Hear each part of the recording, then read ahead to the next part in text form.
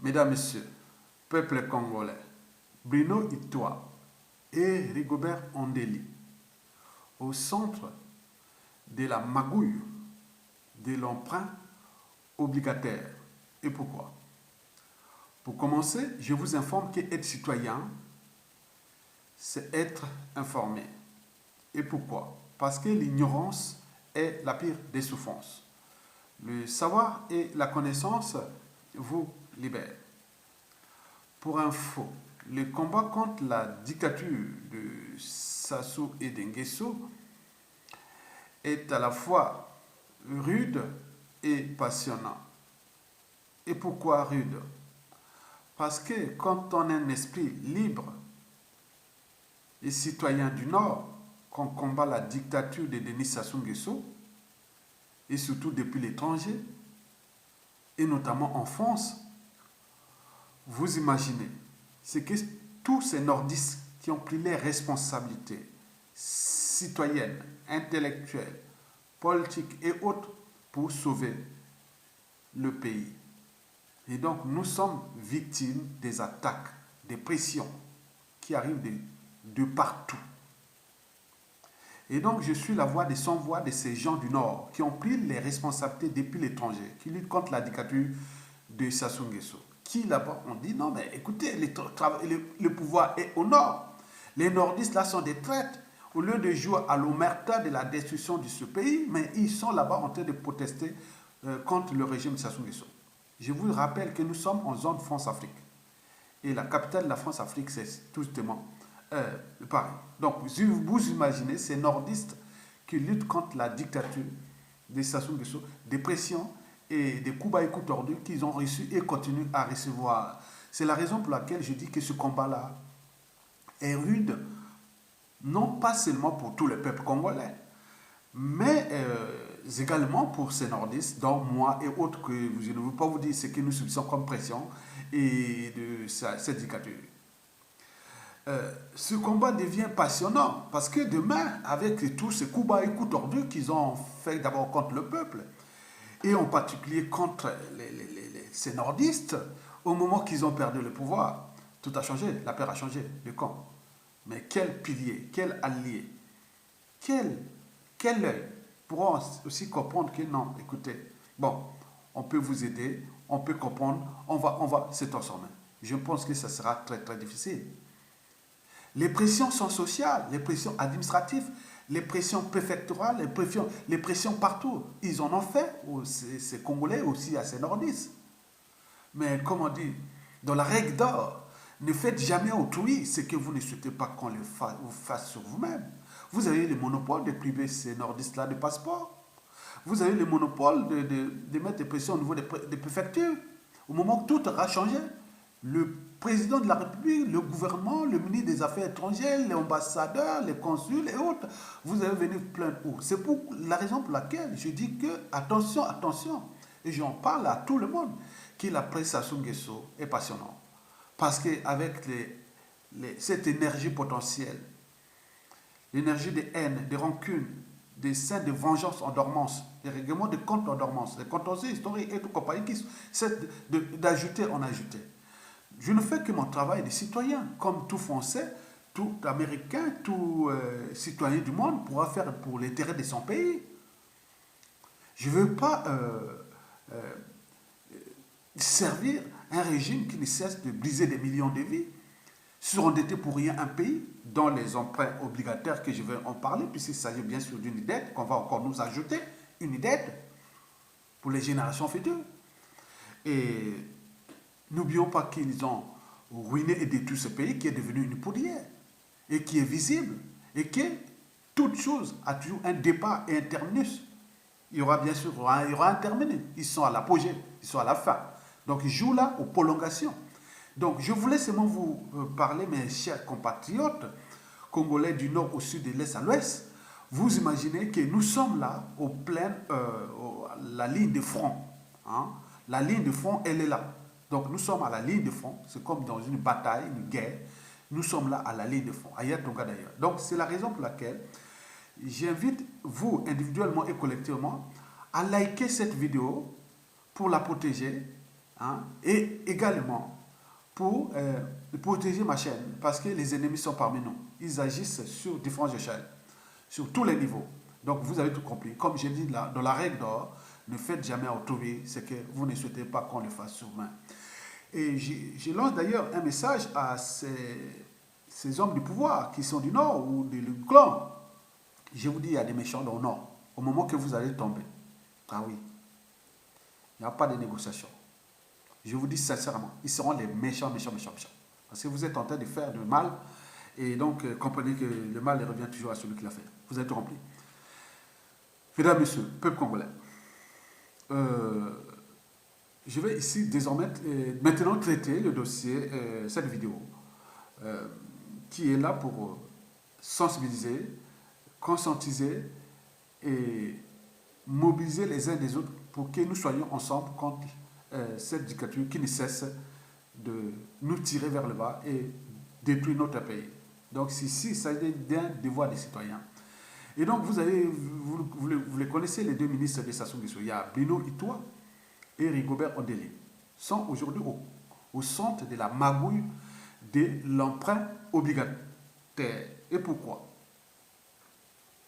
Bon, voici d'abord le communiqué qui a été partagé par tous sur les médias et réseaux sociaux. Les dettes jusqu'au Congo, les dettes du Congo sur la piste des nouvelles emprunts obligataires de 120 milliards de francs CFA. Devant l'impossibilité d'accéder au marché financier international, tant que le programme conclu avec le Fonds monétaire international en 2019 reste inachevé, faute de mise en œuvre des 48 mesures éditées par le Fonds monétaire international, Brazzaville devrait se retourner vers le marché financier de la CEMAC, Communauté des États d'Afrique centrale, pour tenter d'y mobiliser des ressources courtes de l'ordre de 120 milliards de francs CFA. Je répète, devant les possibilités d'accéder au marché financier international, tant que le programme conclu avec le Fonds monétaire international en 2019 reste inachevé, faute de mise en œuvre des 48 mesures éditées par le Fonds monétaire international, Brazzaville devrait se tourner vers le marché financier de la CEMAC, Communauté des États d'Afrique centrale, ou de la zone franc CFA, pour tenter d'y mobiliser des ressources courtes de l'ordre de 120 milliards de francs CFA. 120 milliards de francs CFA, ça fait combien à peu près? Tout de 300 millions, 1 million de dollars, je ne sais pas, quelque chose comme ça. Bon, ça doit être autour de là, je pense. Et donc, alors, pourquoi Bruno Itoa et Rigobert Ondeli sont au centre de la magouille de l'emprunt obligataire? Pour l'expliquer, ce n'est pas sorcier. Vous le savez très bien, comme le dit l'article, Denis Sassou Nguesso est aujourd'hui bloqué et ne contrôle presque plus rien de ce pays au niveau des circuits financiers. Il ne contrôle plus rien.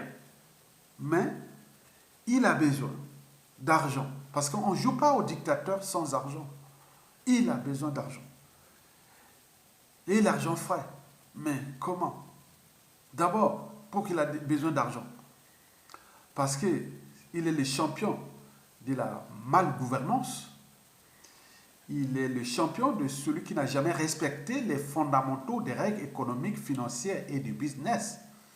Il est le champion de celui qui n'a jamais diversifié l'économie de son pays, qui ne fait que de rentes pétrolières gérées de manière opaque et autres ressources comme le bois et autres qui sont aussi dans l'opacité totale.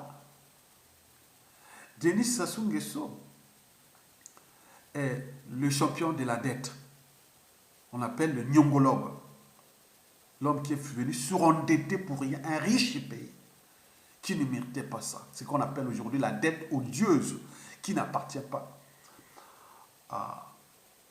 au peuple, mais à ce régime et à ses partenaires. Et donc, Sassou Nguesso est coincé. Parce que tous les indicateurs macroéconomiques sont rouges. Il n'y a pas d'avenir avec Denis Sassou Nguesso encore à la tête de ce pays. Mais il faut faire avec pour survivre et entretenir la tyrannie. Donc, tous ces indicateurs sont rouges. Et les tableaux de bord macroéconomiques du Congo, c'est au rouge. C'est comme si on dit, vous n'aurez pas l'argent. Le pays-là n'aura plus l'argent. Il n'aura plus l'argent. Du point de vue des circuits officiels, il n'aura pas. Il n'y aura pas. Quand le FMI refuse de donner de l'argent à un pays, c'est tous les bailleurs de fonds internationaux, le marché financier international n'en veut plus. Non, non, on n'en veut plus. C'est dangereux. Il y a trop de risques. Il y a des agents d'annotation et tout ça. Non, non, non, non, non, non. C'est comme si vous prêtez l'argent à un fou ou à quelqu'un qui n'est pas solvable et autres. Donc, je ne peux pas donner l'argent à quelqu'un qui ne peut pas me rembourser. Je ne peux pas emprunter l'argent à quelqu'un qui ne va pas produire de la richesse pour créer l'activité, rembourser ou autre. Rien du tout. Donc, ça c'est ça. Donc, lui, il vit que de la sorcellerie, des crimes de sang et de masse, de la franc-maçonnerie, de tout ce qui est mauvais pour un pouvoir aussi antisocial et criminel. Donc, c'est vraiment l'enfer sur terre au Congo. Donc, vous avez tout compris. Donc, du point de vue économique, le Congo là n'a plus d'avenir. Donc, on va s'enfoncer. Donc, Sassou Nguesso ne va pas jouer au dictateur sans argent. Donc, il a activé ses réseaux. Il dit non, faites quelque chose pour sauver la tyrannie. Donc, Sassou Nguesso a besoin d'argent, pour baisser un peu les tensions, puisqu'on dit là-bas que le président Sassou Nguesso se bat pour payer les salaires des fonctionnaires, les pensions retraite, la bourse des étudiants et autres qui sont pour certains jusqu'à 3 ans, 5 ans, ni pension retraite, ni bourse des étudiants, encore pour les fonctionnaires, et jusqu'à 8 mois. Bientôt là, ça va augmenter. N'oublions pas les officiers militaires à la retraite qui sont déjà à des mois et autres. N'oublions pas les administrations territoriales où certains sont déjà à 60 mois sans pension. Donc, on fait du travail obligatoire. Donc, on va travailler pour rien. Et lui, c'est un peu de jongler pour... maintenant, c'est ça. Donc, on jongle avec ça. Donc, ce qui, ailleurs, je ne sais pas quel peuple, hormis peut-être les Bantous, pourrait tolérer qu'un tel régime reste encore au pouvoir. Donc, mais ça ne s'est pas passé. Donc, Sassou Nguesso a besoin d'argent pour baisser les tensions sociales. Parce que sa politique n'est calquée que sur la politique du ventre. Il a détruit tous les tissus politiques, économiques, sociaux, culturels et tout compris. Il a tout détruit. Donc, il récolte ce qu'il a semé. Vous avez tout compris. Deuxièmement, Sassou Nguesso a besoin de cet argent pour conserver sa tyrannie déjà. Hein? C'est ça. Et peut-être la transmettre au moment venu, parce que l'enjeu pour lui, c'est quoi? C'est mourir au pouvoir et être enterré avec les honneurs. Donc, imaginez Adolf Hitler mourir au pouvoir et être enterré avec des honneurs. Donc, vous avez tout compris. Mais lui, il pense, il rêve, il pense à ça.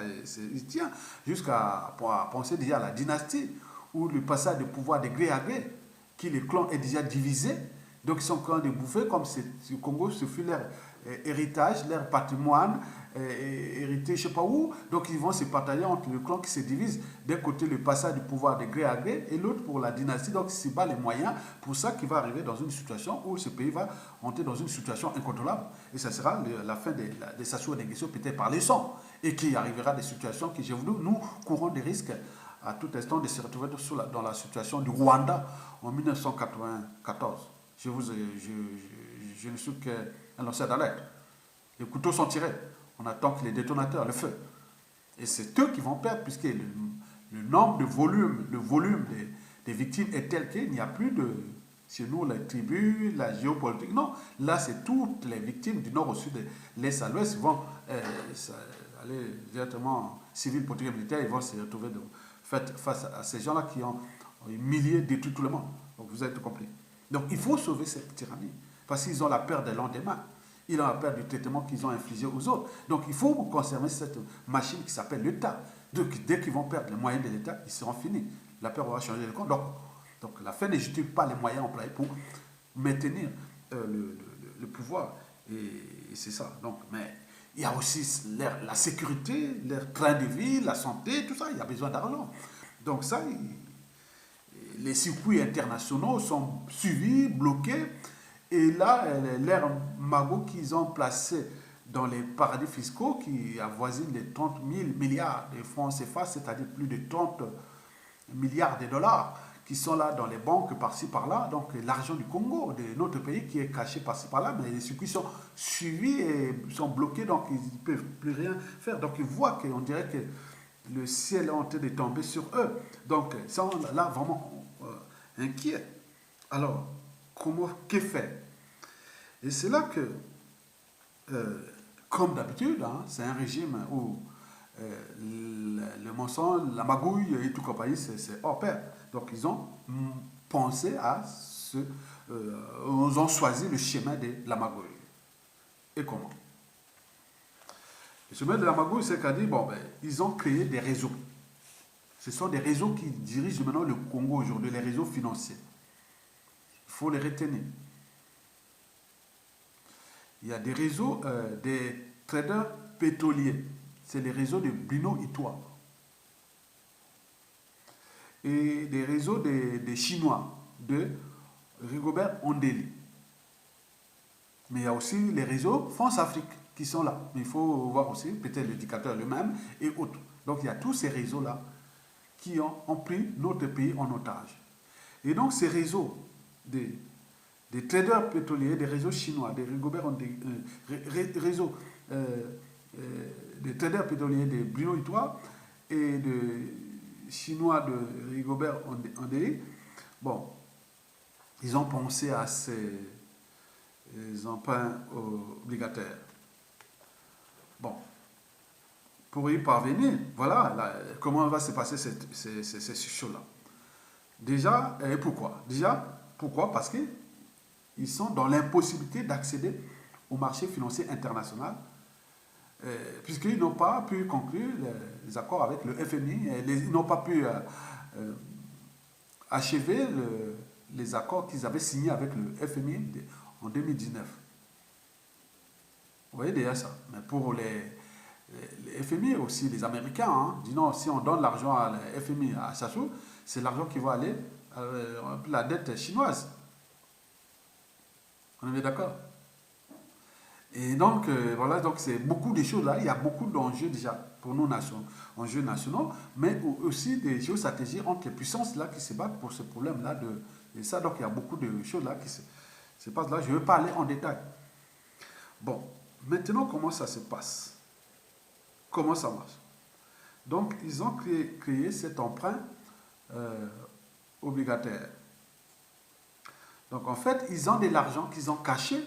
Ils ont de l'argent caché dans les cimetières, dans les palais. Ils ont beaucoup de devises. Vous avez vu, par exemple, voir, cette année, il y a eu un jet privé qui a décollé des îles Caïmans, paradis fiscal, qui ramenait 524 millions de francs CFA. 524 millions de dollars. 524 millions de dollars qui ont été interceptés aux îles Canaries en Espagne, qui sont là-bas. Je ne sais pas quelle est la suite, je ne sais pas. Donc il y a des circuits comme ça, donc ils ont des devises, ils ont des magots qu'ils ont cachés dans les cimetières, dans les palais et autres. Vous imaginez à la chute de Ben Ali en Tunisie en 2011, on avait vu dans ces palais, on avait trouvé beaucoup de devises en millions de dollars. Même à la chute du dictateur soudanais Omar el-Béchir en 2019, et qu'est-ce qu'on avait constaté? Dans ces palais, on a trouvé plus de 125 millions de dollars en liquide. Mais combien de fois ça sont des choses? C'est 10 fois.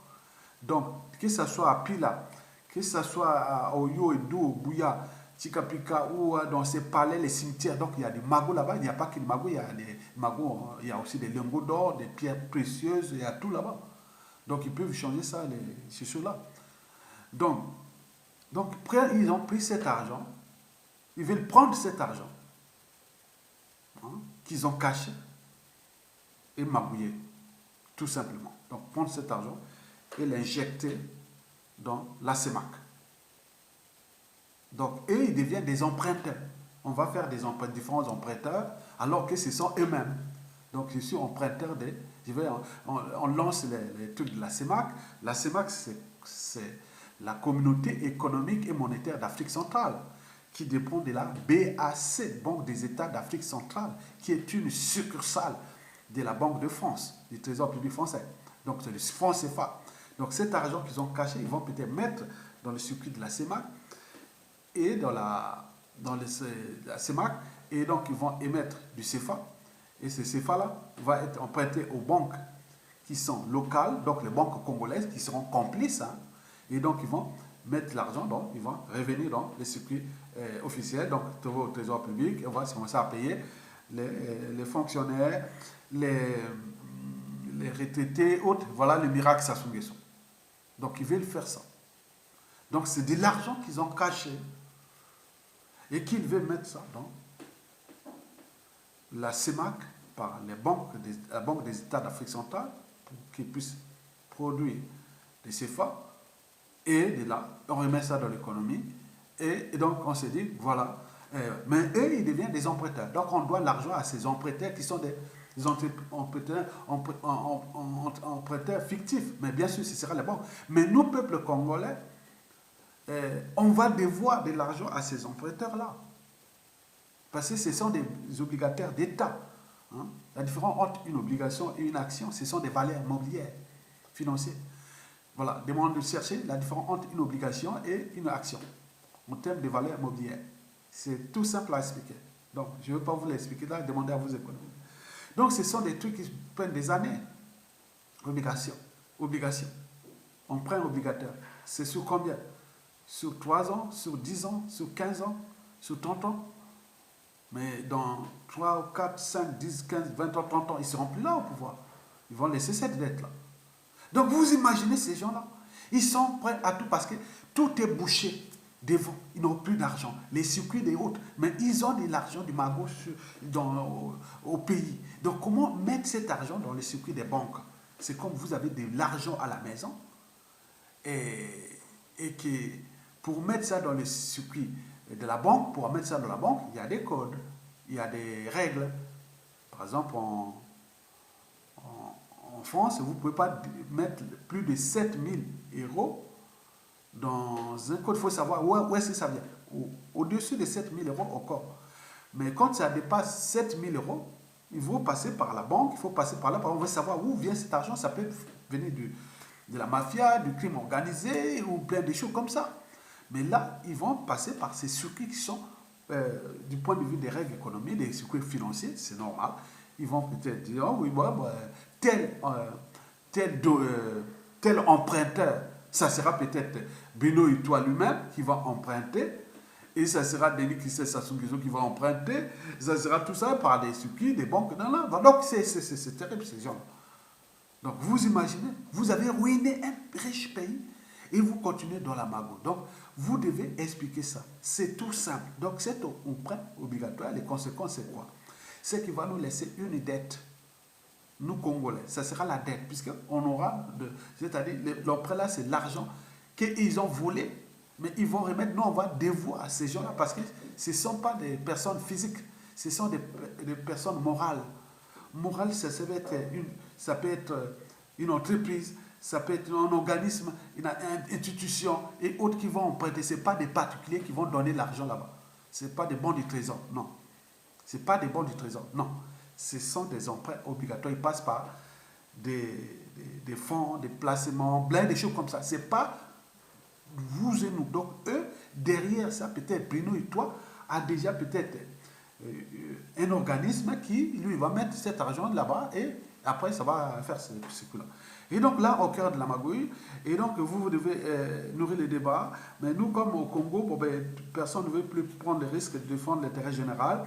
Beaucoup les économistes sont là, ils ne peuvent pas nourrir les débats. Et donc ils sont là, nous on joue le travail d'intellectuel. Et l'intellectuel, c'est celui qui fait part de ses opinions, de ses analyses, de ses points de vue sur des problématiques et sur des enjeux plus ou moins partagés. Mais au cœur des enjeux, ma conscience sera toujours au-dessus de l'appartenance. Ce que j'ai défini, moi, ma liberté de conscience. Donc, je mettrai un peu le contenu, je mettrai un peu le détail de l'article, mais là, vous allez rien comprendre. Hein. Vous allez voir que c'est le langage, je mettrai en bas de la vidéo. Mais l'intérêt pour moi, que vous likez. Vous partagez la vidéo autant que vous voulez. Bon, donc, c'était le langage, mais c'est simple. Donc, ils sont à bout de souffle. Ils ne peuvent plus rien faire. Donc, ils voient que ils sont au crépuscule. Mais comment sauver le régime? Parce qu'on ne joue pas au dictateur sans argent. Donc, ils savent bien que tous les circuits sont fermés. Et donc, ils cherchent là où les petites portes qui restent. Et aujourd'hui, il ne reste qu'aujourd'hui les circuits de la France-Afrique. Donc, il va rentrer par la voie de la France-Afrique. Est-ce que ça va aboutir? Est-ce que ça va marcher? Je ne sais pas. Il me semble qu'en 2020 ou 2019, ils avaient tenté des choses comme ça, des banques de trésors. Je ne sais pas où est-ce que ça se trouve. On avait démasqué les banques de trésors et je pense qu'ils avaient abandonné puisque ça a été démasqué. C'est fut démasqué. Maintenant là, c'est les emprunts obligataires. Bon, si les gens peuvent nourrir les débats, les économistes qui sont là, les financiers et autres, et qui peuvent vraiment nourrir ces débats. Techniquement, on va expliquer simplement qu'est-ce qu'un emprunt obligataire. Et en prenant le cas d'exemple des SLAC, ils ont l'argent qui est caché, qu'ils ont volé, et qui veulent prendre cet argent, passer de l'injecter par ces circuits-là, de banques-là, pour qu'on remet des liquidités pour qu'il y ait, qu'on appelle,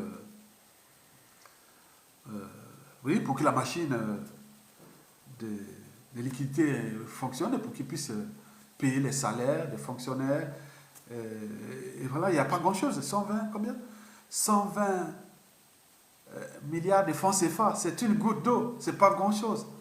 Déjà sur les 120 milliards de francs CFA, si ça marchait, déjà la masse salariale de la fonction publique, c'est combien? Vous avez tout compris, presque 80 milliards de francs CFA. Un mois de salaire de fonctionnaires et tout. C'est déjà presque 2 tiers de cette somme, un mois seulement. Qu'est-ce qu'ils vont faire? Il n'y a rien. Et plus c'est tout ce qu'ils ont comme mentalité kleptomanique ou des kleptomanes ou voleurs et tout ça. Donc ils vont dépouiller ça pour eux. Voilà, donc c'est tout. Et vous laissez la dette. Et ajouter encore la dette aux dettes. Donc c'est non-sens. Donc défendez votre pays. Pour les générations actuelles qui sont déjà sacrifiées et pour les générations futures dont l'avenir est incertain, si on n'y prend pas notre responsabilité individuellement et collectivement, tant au niveau civil que militaire. Likez, partagez cette vidéo autant que vous voulez et je vous remercie et à bientôt.